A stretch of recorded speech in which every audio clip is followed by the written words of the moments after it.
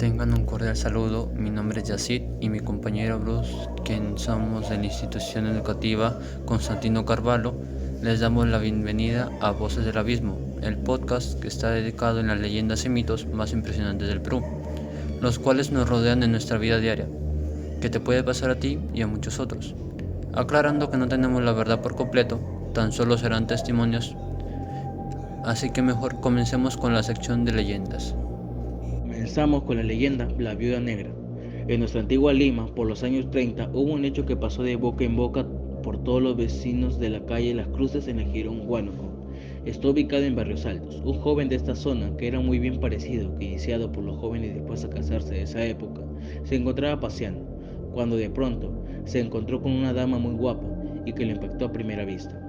Comenzaron a tener una conversación muy entretenida, que al entrar en confianza, dicha dama lo invitó a quedarse con ella a su casa de noche.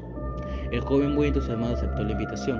Al llegar a la casa de ella, quedó impactado por la elegancia del lugar, pero lo que más le llamó la atención fue un cuadro colgado en la pared en el que se encontraba la dama vestida de novia junto a su esposo. La dama le dijo que hace años había enviudado, respondiendo a la pregunta del curioso joven.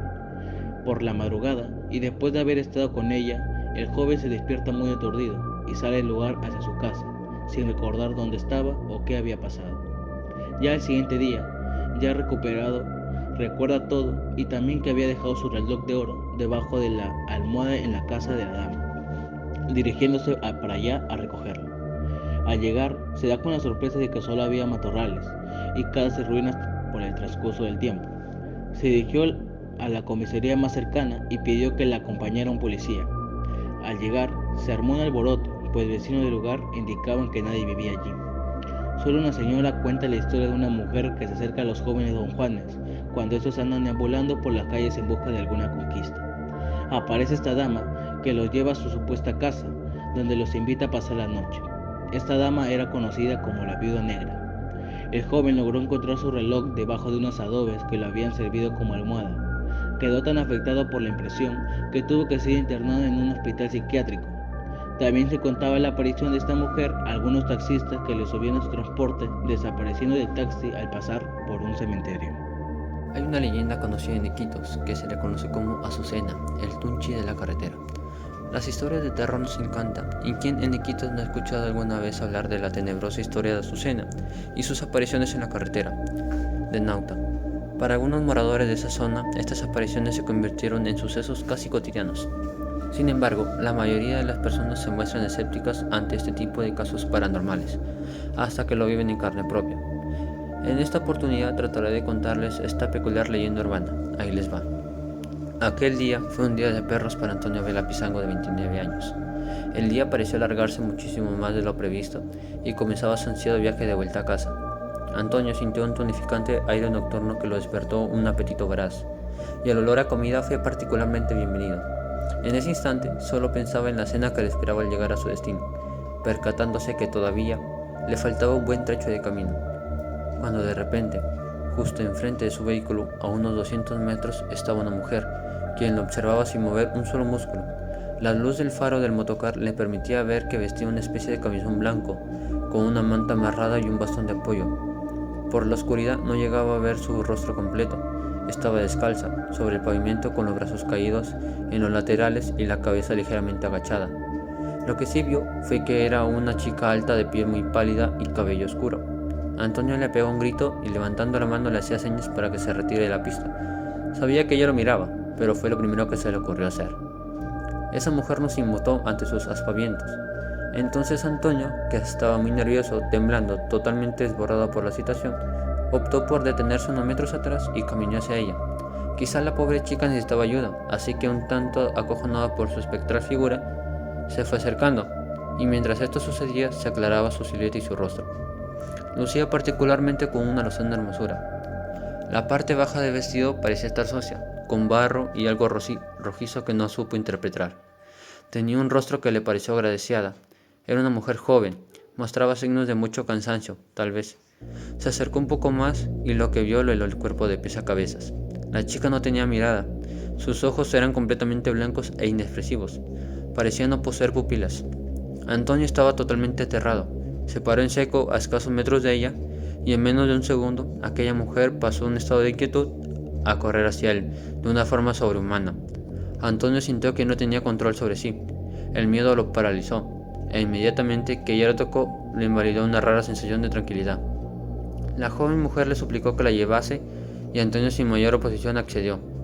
En el camino empezaron a conversar y le dijo que se llamaba Azucena, y como hacía calor y la charla estaba amena, acordaron ir a un bar a conversar. Bebieron licor, fue un momento agradable y la charla pasaron a los coqueteos y basados en alto nivel de alcohol consumido, se dirigieron al hospedaje Los Cocos, donde pasaron un rato de pasión y desenfreno.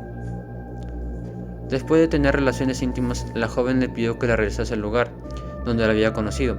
Le pareció extraño que le pidiese que regresen al mismo lugar. Sin embargo, sin preguntar lo hizo, y en el motocar, Antonio comenzó a sentir un frío muy extraño y percibía un olor muy desagradable, que por momentos lo hacía perder el control del vehículo.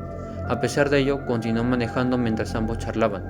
Durante la conversación nunca se miraron a la cara. Una vez que llegaron a la zona donde las curvas son más pronunciadas, empezó a sentir un olor de carne en estado de putrefacción. Antonio pensó que habría muerto algún animal. Sin embargo, el olor comenzó a sentirse cada vez más intenso en cada curva. Ya no le pareció normal. Pensó que se estaba sugestionando. Intentó preguntarle a la joven, pero no se armó de valor, ya que cada vez que quería hablar sobre ello cambiaba de tema y prefería preguntar sobre su vida durante su juventud y qué hacía para vivir. Volvió a sentir el olor, pero esta vez no era una curva, sino cuando Azucena se movió en el asiento del motocar. En ese momento pensó que estaba transportando a una mujer con ropa mojada y seguro le faltaba secar. Hasta que llegaron al lugar donde inicialmente la había recogido, era el ingreso al asentamiento humano Las Brisas, donde la bella joven, una vez que bajó del motocar, lo despidió apasionadamente para luego caminar a paso lento hacia el cerco que rodea el cementerio, y traspasándose el alambre de púas, se convirtió en un terrible espectro. Fue en ese momento que se dio cuenta que la manta que Azucena estaba debajo del asiento. Tuvo una enorme curiosidad, abrió la manta y había un pedazo de hueso de fémur fracturado. Antonio trató de continuar su trayecto durante unos instantes, pero enseguida se le cruzó en la mente la imagen de Azucena, invadiéndole un frío atroz a todo su cuerpo, quedándose Antonio tan impresionado de lo que estaba viendo que entró en shock y se cayó al piso, convulsionando, mientras a su cuerpo lo sigue invadiendo ese frío extraño que hacía más intenso y sentía que se le impregnaba cada vez más ese olor tan desagradable. Vecinos del lugar acudieron tras el hombre agonizante, quien felizmente volvió en sí, y sin más se dirigió a su vivienda donde sus familiares lo socorrieron, llevándolo al hospital. Sin embargo, luego de contar con lujo de detalle de lo que le había sucedido, les pidió que oren por él. Pocos días después se supo que Antonio murió. Nadie conoce su paradero. Dicen que los familiares mantienen en reserva su final. Antonio fue una víctima más para Azucena, quien, según cuenta su historia, luego de llegar de su pueblo, San Joaquín de Maguas, en busca de trabajo en un restaurante ubicado en la carretera de Iquitos-Nauta, falleció en un extraño accidente de tránsito producido por un motocarrista en kilómetro 7, habiendo sido enterrada en el campo santo de dicha carretera donde yace su tumba. Muchos la ven, muchos la sienten, y a muchos otros tratará de enamorar, pues se sabe que Norma Azucena ronda entre los árboles del cementerio esperando captar a su próxima víctima. Continuamos con la leyenda El Caballo Infernal.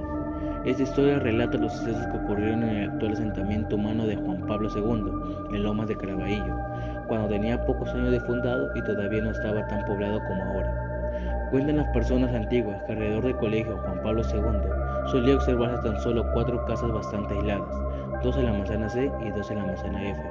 La zona que ahora son los barrios 9 de Octubre y Cerro Campana estaba totalmente desolada.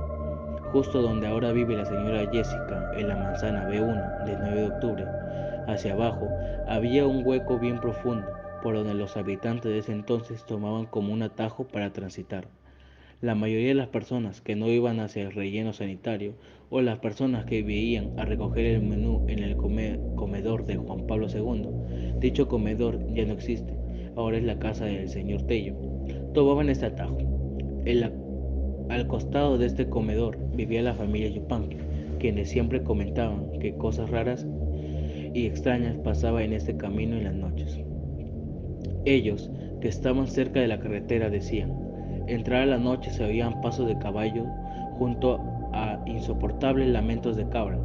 Todo esto les causaba mucho miedo y terror, con lo que solo atinaban a trancar las puertas de sus casas.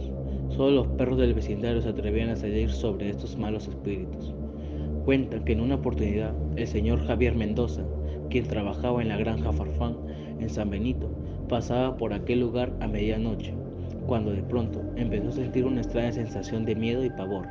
Sintió que su cuerpo se llenaba de terror y los escalofríos se apoderaban de él, cuando escuchó a sus espaldas los sonidos de los cascos de un caballo. Con mucho espanto volteó la mirada y entre la oscuridad de la noche observó a un caballo negro y su jinete que se aproximaban con rapidez. El señor Mendoza, lleno de desesperación, empezó a correr y a gritar histéricamente pidiendo ayuda a sus vecinos, pero solo sus perros, que habían escuchado los gritos desesperados de su dueño, salieron enfurecidos y ladrando a todo pulmón. El señor Mendoza cuenta: venía un poco tomado, pero creo que ese miedo lo hubiera sentido aún estando sobrio. Estoy seguro que no fue mi imaginación, sé que realmente era un espíritu, un fantasma, porque mis perros fueron tras él dando ladrillos y correteando despavoridos. Creo que mis perros lo espantaron. No me imagino cómo hubiera podido pasar aquella noche. Desde aquel día cambié mi ruta y ahora a la luz del día me iba por la pista. Esta leyenda, muy conocida de la manera urbana en Lima, también conocida llamada la Casa Matusita. Esta casa se encuentra en la avenida Inca Garcilaso de la Vega, número 1390, cercado de Lima. Esta leyenda cuenta que en agosto de 1753 inició aquella maldición, con el supuesto de que Parvaneh Dervaspa, una mujer persa, llegó ese año a la capital peruana y decidió vivir en una aparente casa común de 2 pisos.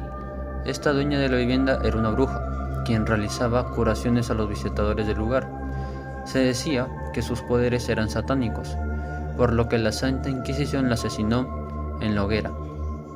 Sus últimas palabras fueron una maldición contra todo aquel que visite el inmueble. Una familia japonesa fue la siguiente propietaria de Matosita. Ellos experimentaron actividades paranormales y se señala que en el segundo piso de la vivienda el hombre mató a su esposa e hijos porque perdió la razón. Otra historia expresa que un grupo de trabajadores envenenaron y descuartizaron al dueño de la casa para robarle sus pertenencias. Todo esto fueron sucesiones paranormales y extrañas que a lo largo del tiempo se han visto muy terroríficas e impresionantes en el Perú. Ahora, en la actualidad, el 29 de octubre de 2022, la Casa Matusita luce de color blanco con sus puertas y ventanas negras, en el primer piso nada más, ya que el segundo fue derrumbado, y se observa el cartel de Mi Banco. El Trunche.